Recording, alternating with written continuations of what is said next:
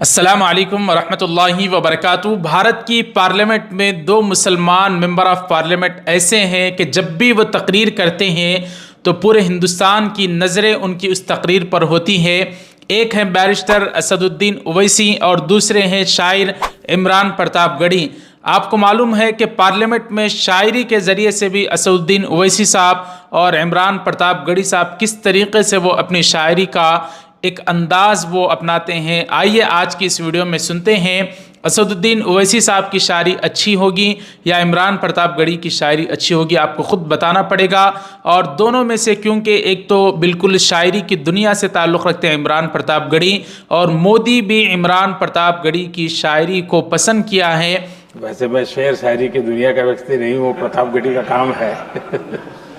तो आपको कमेंट करके बताना पड़ेगा कि किसकी शायरी आपको पसंद आई, क्या इमरान प्रतापगढ़ी की या फिर ओवैसी साहब की। आइए सबसे पहले सुनते हैं बैरिस्टर असदुद्दीन ओवैसी साहब की। जब पार्लियामेंट में वो बोलते हैं तो बीजेपी के लीडरान भी कान धरे के धरे रह जाते हैं उनके, जब वो ओवैसी साहब की तकरीर को सुनते हैं। आइए सुनते हैं किस तरीके से पार्लियामेंट में ओवैसी साहब ने शायरी के ज़रिए से अपनी तकरीर को चार चांद लगाए हैं। आपसे गुजारिश है, अगर आप भी यूट्यूब पर काम करके सीखना चाहते हैं तो जैसा कि मालूम है मैं यूट्यूब पर काम करना सिखाता हूं और कैसे पैसे कमाना है, अगर आप सीखना चाहते हैं या अपने बच्चों को सिखवाना चाहते हैं तो सिर्फ 499 499 में मैं सिखाऊंगा। 1 सितंबर से हमारी बैच नंबर 3 का आगाज़ होने वाला है। रोज़ाना 1 घंटा आपको देना पड़ेगा मोबाइल फ़ोन से।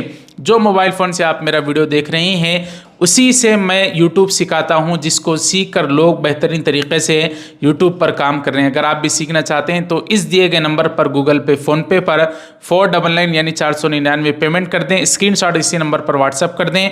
अभी चंद दिन बाकी हैं, 1 सितंबर आने वाली है, उस दिन से हमारी बैच नंबर 3 का आगाज़ हो जाएगा। देर किस बात की, अभी हमारे साथ जुड़ें आप। आइए सुनते हैं पार्लियामेंट में ओवैसी साहब ने अपनी तकारीर में किस तरीके से शायरी का इस्तेमाल किया। जुल्म फिर जुल्म है, जब बढ़ता है तो मिट जाता है, खून फिर खून है, टपकेगा तो गिरेगा। और किसी शायर ने अच्छा कहा था, इधर आ सितमगर हुनर आजमाए, तू तीर आजमा हम जिगर आजमाए। कि अपने ही हाथों से सर अपना कटाना है हमें, मादर हिंद पे भेंट चढ़ाना है हमें। किस तरह मरते हैं एहरारे वतन भारत पर, ये तमाशा है जो दुनिया को दिखाना है हमें। निसार में तेरी गलियों के वतन के जहां चली है रस्म के कोई ना सर उठा के चले, जो कोई चाहने वाला तवाफ को निकले नजर चुरा के चले, सर हम जिस्म व जान बचा के चले।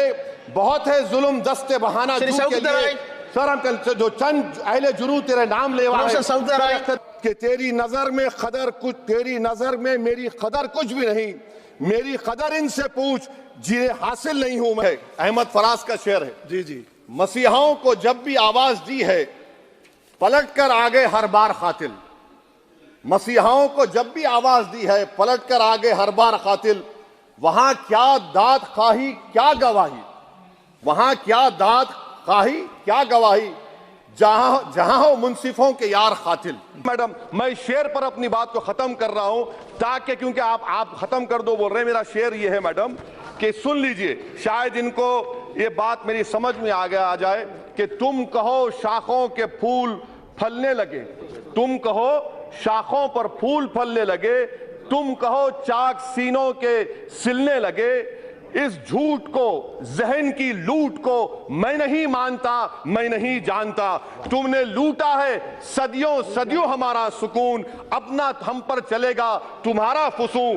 चारागर दर्दमंदों के बनते हो क्यों, तुम नहीं चारागर, कोई माने मगर नहीं माने। मैं नहीं मानता, मैं नहीं जानता। मैं राजनाथ सिंह साहब को बता रहा हूं कि सर, राजनाथ सिंह को जो है यहाँ पर मुखातब किया है ओवैसी साहब ने कि इस शायरी को सुनकर भी जो है बीजेपी वाले आग बगोला हो गए हैं। तो जब ओवैसी साहब की तकरीर को सुनेंगे तो किस तरीके से उनके कान खड़े हो जाएंगे। आप जिस कुर्सी पर बैठे, किसी शायर ने कहा था कि तुमसे पहले भी वो, राजनाथ सिंह को बिल्कुल मुखातब कर रहे हैं ओवैसी साहब यहाँ पर इस शायरी में। जो एक शख्स यहाँ तक नशीन था, इसको भी अपने खुदा होने पर इतना ही यकीन था। उसने उर्दू के बारे में शेर कहा था कि नदी का मोड़ चश्मे शीरी का ज़ेरो बम, चादर शबे नुजूम की शबनम का रुख ते नम।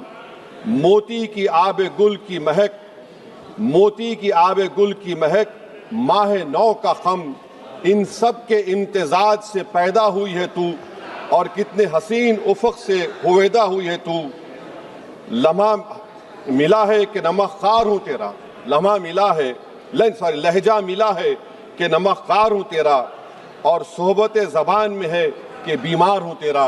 किसी को अपने अमल का हिसाब क्या दें, सवाल सारे गलत थे, जवाब क्या दें।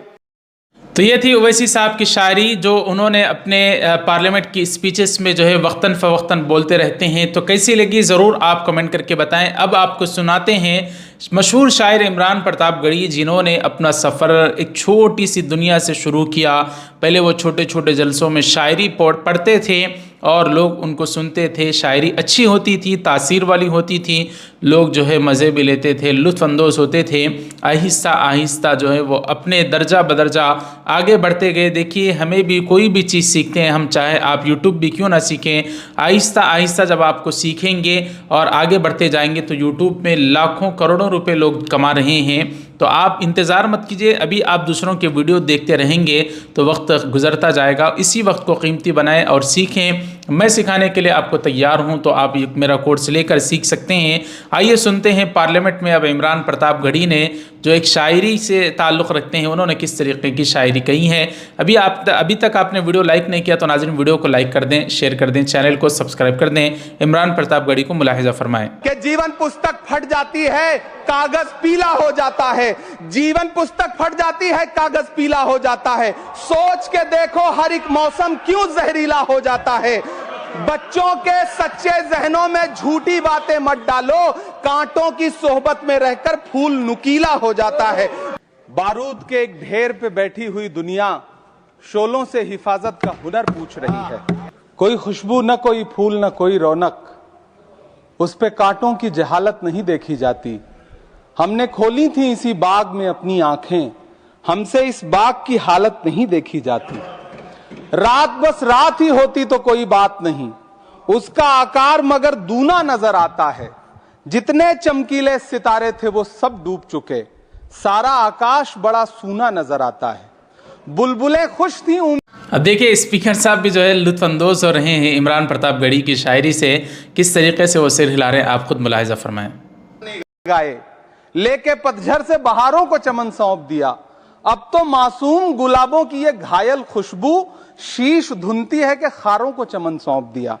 तुमने क्या काम किया उनके अभावों के लिए, जिनकी मेहनत से तुम्हें तख्त मिला, ताज मिला। उनके सपनों के जनाजों में तो शामिल होते, जिनके चुप रहने की वजह से तुम्हें राज मिला। कि कवि की आवाज बगावत पे उतर आई है, दल के दलदल से हमें कोई सरोक। अब देखिए, ये इमरान प्रतापगढ़ी जिससे मुखातब हैं वो मंत्री हैं और पहले जो है मध्य प्रदेश के वो साबिक वजीर आला भी रह चुके हैं।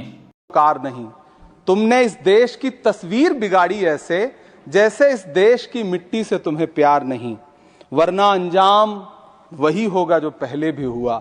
कुर्सी तो कुर्सी है, निगाहों से उतर जाओगे। मौत आनी है जब आएगी तुम्हारी खातिर, मौत से पहले बहुत पहले ही मर जाओगे। तुम्हारी फाइलों में गांव का मौसम गुलाबी है, मगर ये आंकड़े झूठे हैं, ये दावा किताबी है। मैं झील में पानी बरसता है हमारे देश में, झील में पानी बरसता है हमारे देश में, खेत पानी को तरसता है हमारे देश में।